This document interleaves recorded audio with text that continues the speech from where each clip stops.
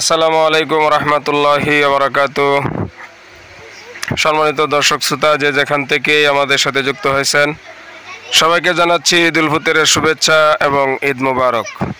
আমরা দেখতে পাচ্ছি বাংলাদেশের ঐতিহাসিক বৃহত্তম ঈদের জামাত যেখানে অনুষ্ঠিত হয় সেটা হলো কিশোরগঞ্জের ঐতিহাসিক শোলাকিয়া ঈদগাহ মাঠ।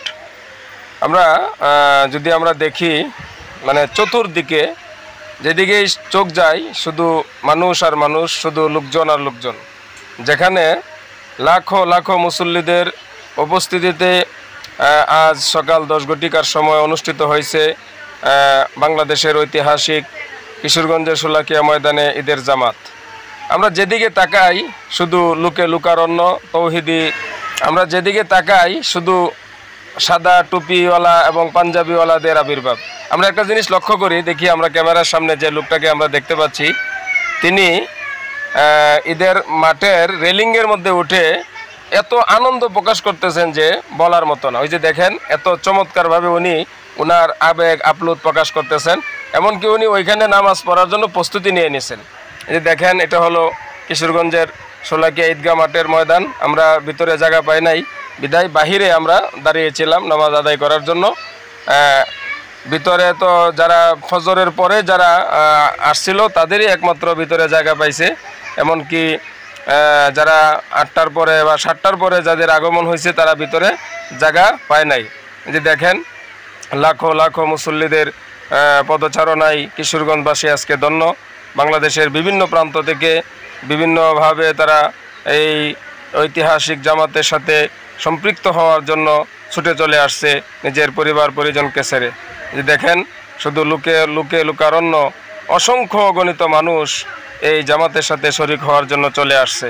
মাশাআল্লাহ, সকলেরই কথা একটাই যে এই পর্যন্ত এত সুন্দর এত সুশৃঙ্খলভাবে কখনো এই শোলাকিয়া ঈদের জামাত অনুষ্ঠিত হয়নি। এই বছর এত চমৎকারভাবে যেটা সুন্দর এবং সুচারুরূপে অনুষ্ঠিত হচ্ছে।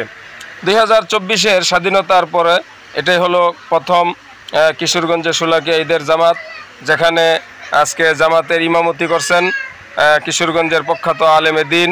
আমরা দেখতে পাচ্ছি দোতলার মধ্যে যিনি ইমামতির জন্য আলোচনা করতেছেন প্রখ্যাত আলেমে দ্বীন হজরত মাওলানা আবুল খায়ের মোহাম্মদ নুরুল্লাহ সাহেব, যার মধ্যে কোনো দ্বিধা দ্বন্দ্ব কোনো ধরনের বিভক্তি কাজ করে নাই। এই জন্য বিভিন্ন প্রান্ত থেকে, দেশের বিভিন্ন প্রান্ত থেকে লোকজন এই জামাতে অংশগ্রহণ করার জন্য চলে আসছে।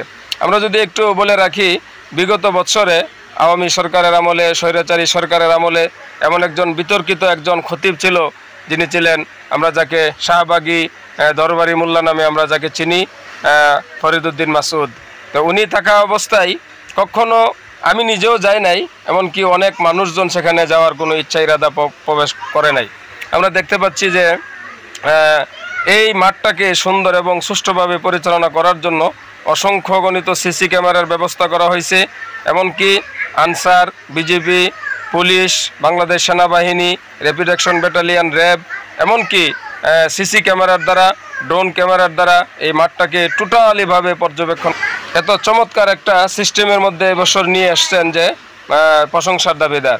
আরেকটি কথা হলো, আমাদের কিশোরগঞ্জ জেলার মাননীয় জেলা প্রশাসক তিনি গতকালকে বলে দিয়েছেন যে যারা এই কিশোরগঞ্জ শোলাকিয়া ঈদের জামাতে পড়তে আসবেন আপনারা মেহরবানি করে কেউ ছাতা ব্যবহার করবেন না। আলহামদুলিল্লাহ, ওনার কথাটাকে এমনভাবে জনগণ মেনে নিয়েছে যে পুরো মাঠের মধ্যে, এমনকি মাঠের বাহিরেও কোনো ছাতার কোনো ব্যবস্থা ছিল না।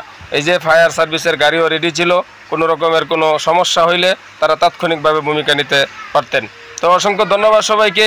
ভিডিওটি ভালো লাগলে অবশ্যই লাইক, কমেন্ট, শেয়ার করার বিনীত অনুরোধ জানাচ্ছি। বিদায় নিচ্ছি, আল্লাহ হাফেজ।